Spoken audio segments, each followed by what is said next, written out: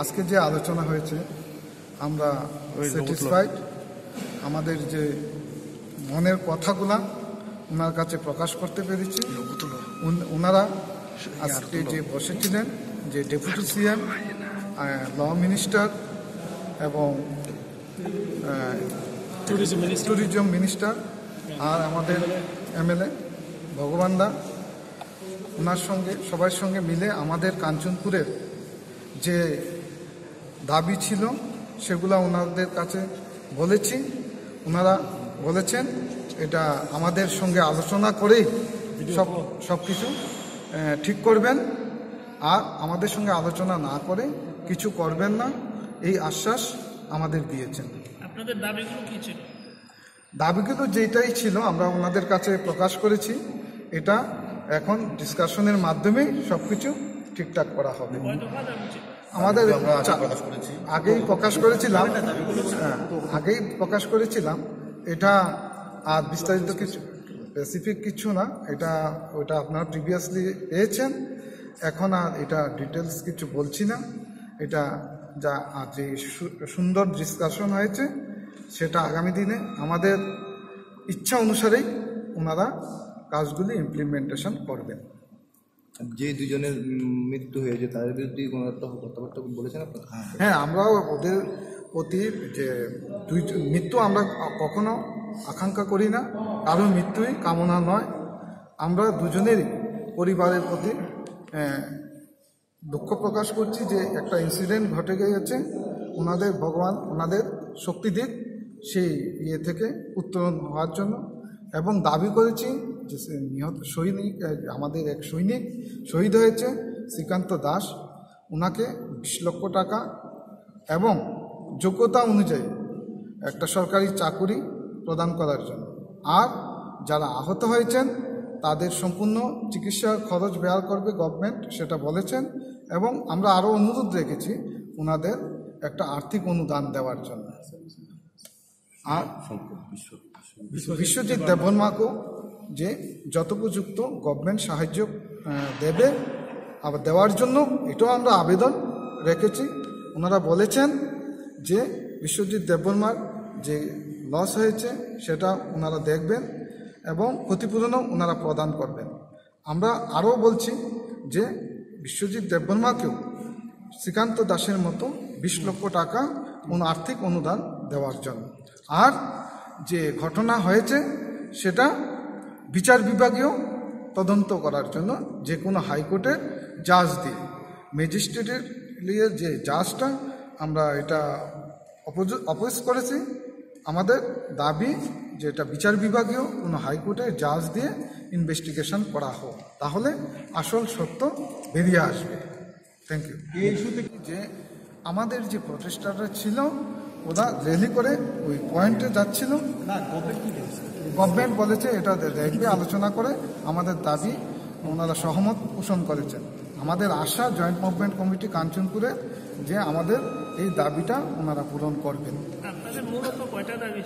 আমাদের মূলত ছিল 4টাই দাবি ছিল, রিসেন্ট ইমিডিয়েট দাবি, সেটা আন্তরিকতার সহিত ওনারা দেখবেন এবং আমাদের নিয়েই আগামী দিনে আলোচনা করেই কাঞ্চনপুরে ব্লু সেটেলমেন্ট করবেন, এই আশ্বাস দিয়েছেন। এই আশ্বাসে আমরা খুশি। মুখ্যমন্ত্রীর সাথে দেখা করেছেন সর্বশেষ, কী কথাবার্তা? মুখ্যমন্ত্রীর সঙ্গে জাস্ট আমরা সৌজন্যতামূলক সাক্ষাৎকার করেছি এবং আমাদের কাঞ্চনপুরে আসার জন্য আমন্ত্রণও জানিয়েছি, এসে আমাদের গ্রাউন্ড লেভেল সিচুয়েশন দেখার জন্য। এটা আমরা ওনাদেরকে বাঙালি এসেছে বিগত অনেক বছরই, সেটা অশ্বরী, এছাড়া কিছু নয়, আমার ব্যক্তিগত ধারণা। এবং আমরা বসে ডিসিশন নিয়েছি সেটা বিচার বিভাগীয় কোনো হাইকোর্টের জাজ দিয়ে ইনভেস্টিগেশন করা হোক, এটাই আমাদের ওপিনিয়ন। আর আপনাদের মাধ্যমে আমরা ত্রিপুরাবাসীর কাছে কাঞ্চনপুর জয়েন্ট মুভমেন্ট কমিটি একটা অনুরোধ রাখছে, যাতে আমাদের এই ইস্যু নিয়ে কোনো কমিউনাল ফিলিং বা কোনো সন্ত্রাস হয় না, যাতে আমাদের আন্দোলন কোনো নির্দিষ্ট জনজাতির বিরুদ্ধে নয়। আমরা আমাদের আন্দোলন করছি আমাদের জাতি এবং মাটির রক্ষার্থে। আমাদের এই আন্দোলনকে ইস্যু করে যাতে কেউ ভায়োলেন্স সৃষ্টি না করে আমরা আগের মতো জাতি জনজাতি সবাই শান্তি শৃঙ্খলাভাবে শান্তি সম্প্রীতিতে ভ্রাতৃত্ববোধ নিয়ে ত্রিপুরাতে বাস করতে পারি, একটা সুন্দর ত্রিপুরা যাতে গড়ে তুলতে পারি, সুন্দর একটা কাঞ্চনপুর মহকুমা যাতে সৃষ্টি করতে পারি, সেই দিকে নজর রাখার জন্য জয়েন্ট মুভমেন্ট কমিটির পক্ষ থেকে আমি বিনম্রভাবে ত্রিপুরাবাসীর কাছে আবেদন রাখছি। Thank you very much, media friends. We had a very good, fruitful discussion in the presence of our Honorable Chief Minister, the Deputy Chief Minister, Law Minister, Tourism Minister, and our local MLA here who are with us throughout the ordeal. We are really grateful to him who actually initiated all this discussion, and also our Mandal leadership. We are really grateful to them for the initiative of this discussion. I would like to say that today's discussion was fruitful, and the Bru settlement in Tripura will be carried out taking all stakeholders into consideration and into confidence, giving advantage to every community, neither disadvantaging any community. So we hope that working together like this will help our Bru settlement here in Tripura a success. So I would like to also express my grief over the loss of 2 lives during this demonstration, this movement. The loss of Srikanta Das, who is our one of our protesters who suffered bullet injuries, and unfortunately he succumbed to his injuries. And also the loss of Biswajit Debarma, who on discharging his duty succumbed to injuries. So we declare him a hero, and also we actually send our deepest condolence to the family of Biswajit Debarma. Time permits, the Joint Movement Committee will organize condolence program for both the bereaved families, because in Tripura we can't afford to divide ourselves on communal lines. Peace and harmony is what we need for the whole state. Then I would like to urge whoever is taking advantage of this situation and trying to create communal issues, we actually condemn it. As our Honorable Chief Minister has already pleaded to us, the people of Tripura, we should at all costs prevent this possibility of communal tension out of this issue.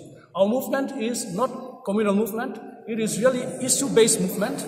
We are just trying to assist the government in successful settlement of the Mizoram Bru refugees here in Tripura. We have also seen since the এটা আমরা বলেছি ওনাদেরকে, ওনারা সব কিছুই সহানুভূতির সঙ্গেই দেখবেন, আগে এটা দেখবেন ওটাও দেখবেন সঙ্গে। আপনারা কি এখনো 500 পরিবার কি যাতে সেটেলমেন্ট দেওয়া হয় এখানে এই দাবিটি অনুরোধ? আমাদের তো ওটা ছিল, এখন ডিসকাশনেই হবে সেটা সলিউশন।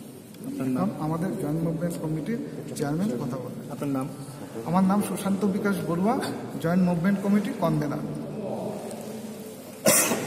যারা একটু GMC leaders like you and all the others who were heading this protest for the last 7 days.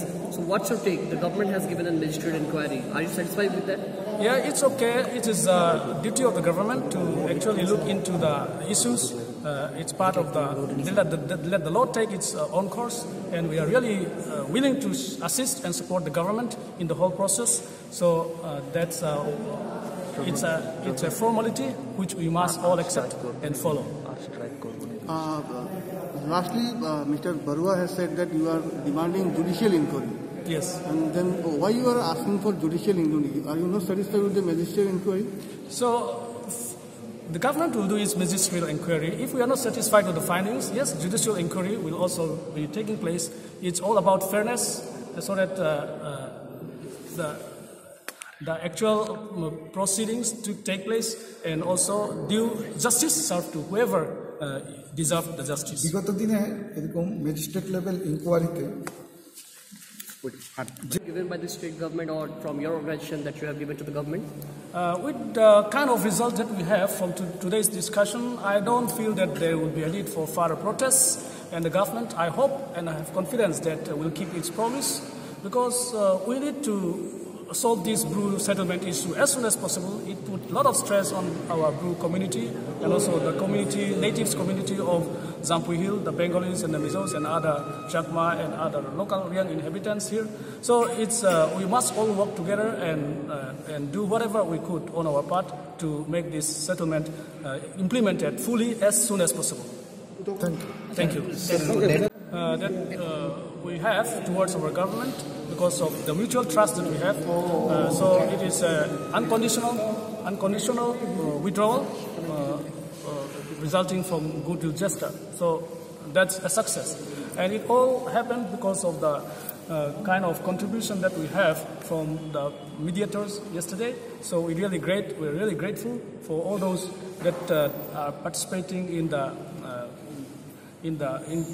bringing the government and our movement closer together so that this is possible today. Thank you. Thank you.